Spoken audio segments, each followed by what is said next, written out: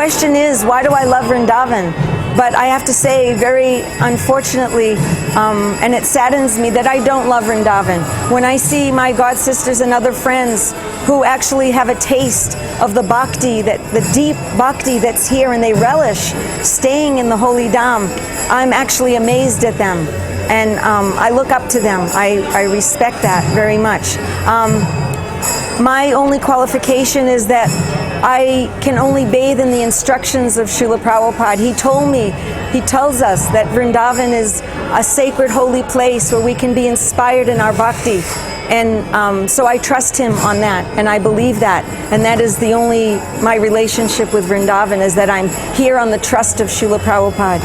And I do have one story to tell about the sacredness and transcendence of the holy dham that I did experience that gives me more faith.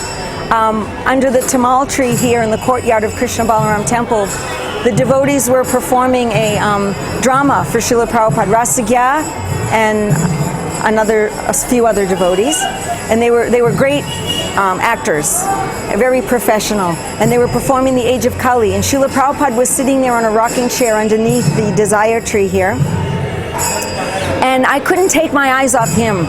All the devotees, this was in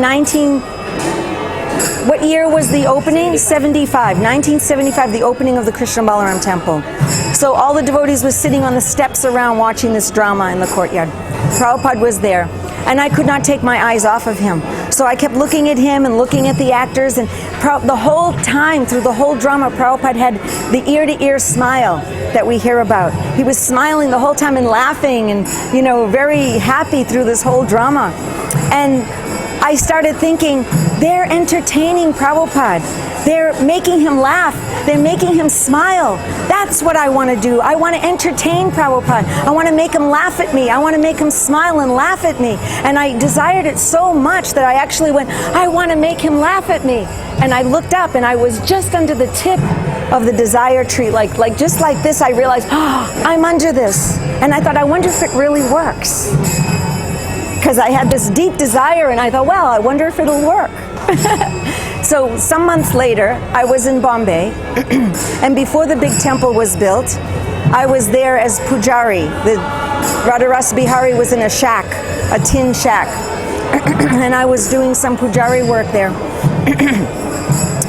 And Prabhupada came to visit. He wasn't feeling very well, so he hardly came down much from his quarters, but I would go up and I would do some services, put the garland, put the chandan, give him some fruits and some other snacks in the afternoon when he woke up. And then in the evening he'd have darshan. I was in charge of giving everyone prasad and bringing his pillows up to the roof. There's a famous picture with his white pillows on the roof there, and I put those pillows there. That was my service. So towards the end of his stay, it was going to be Janmashtami, and the devotees wanted to do a drama, so they asked me to be Devaki. It was the advent of Krishna. For Janmashtami, we were going to do a big drama, and the stage was going to be the concrete slab where the altar is right now, where Radharasa Bihari is sitting. This was the concrete. It was just a concrete slab. So we actually were practicing up on this concrete slab. Prabhupada heard that there was going to be a drama, and he was leaving Bombay, so he asked to see it before he left.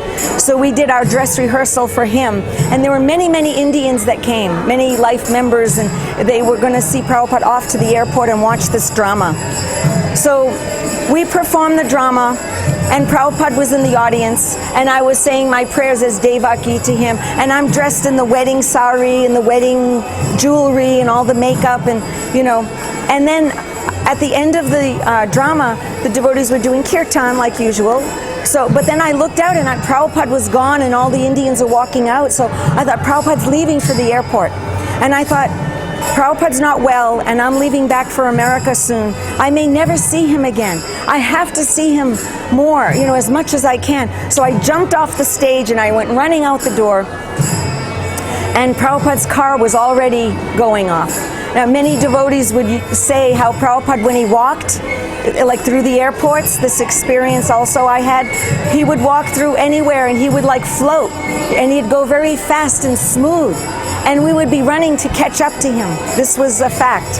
He would just be like gentlemanly, just gliding through with his cane, and we would be running to catch up to him. Anyway, his car, even though I ran outside, his car was going, and I just saw the dust, and I was thinking, Prabhupada, Prabhupada, I may never see him again, and I was crying, and so my makeup was a mess from this whole outfit that I had on, costume, you know. And I thought, I have to go to the airport and see him. So I grabbed my friend Aditya, and I said, we have to go to the airport and see Prabhupada. So we jumped, I made her, she's a very shy, humble devotee, and I made her jump in the car with me. There was car doors were open and there was cars around, and I figured this life member will go and they'll have to take us. So we jumped in the back seat, and I was crying, going, Prabhupada, Prabhupada. And then Gopal Krishna Maharaj, Giriraj Maharaj, and another sannyasi came, and they were supposed to get in that car.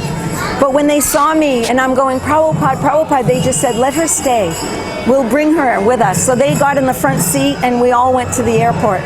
So when we got to the airport, they went right inside right away, and my friend and I, we were just standing on the curb for a minute, and one brahmachari came out and said, Prabhupada's not here yet. He's not here yet. Where's Prabhupada? And then he ran back in. And so we thought, well, if Prabhupada's not in, should we go in? Should we stay here? And as we were thinking what to do, Prabhupada's car pulled up right by me, because they saw, there's the devotees, this is where we must be. So this driver had pulled up right by me. Now I'm in this outfit, this costume, and it was raining, and I was a mess. I mean, I was a mess with my makeup. I had been crying, and all this, the jewelry was all messed up, and I'm standing there. Prabhupada comes out of the door, and he stands there like closer than we are right now to the camera, and he's standing there looking at me, and he's smiling from ear to ear. And I didn't know what to do. It was an awkward moment, and I thought, what do I want to say to him? What would I want to say from my heart? And I just said, thank you, Prabhupada. Thank you for everything. Thank you for everything you've done. Thank you. Of course, I paid my obeisances. I got up. He was still staring at me and smiling for a long time. And I got so excited, I started jumping up and down and clapping, going, Jai Prabhupada, Jai Prabhupada. And then he walked off into the airport, and my friend grabbed me by the arm and said, did you see how he was laughing at you? How he smiled at you? You were making him smile and laugh. And then I remembered some months back, I was under the desire tree, and I prayed that I could make him laugh at me. And so the desire tree, it worked. So Vrindavan is transcendental, mystical experience this was, because it worked. Prabhupada laughed at me, and I always like to say that I hope he's continuing laughing at me. So I actually have no love for Vrindavan, but I have the faith in my spiritual master that it is a sacred, holy, mystical place, and just by being here I will benefit, and just by chanting the holy name, I bathe in his instructions, and that's enough for me. Hare Krishna.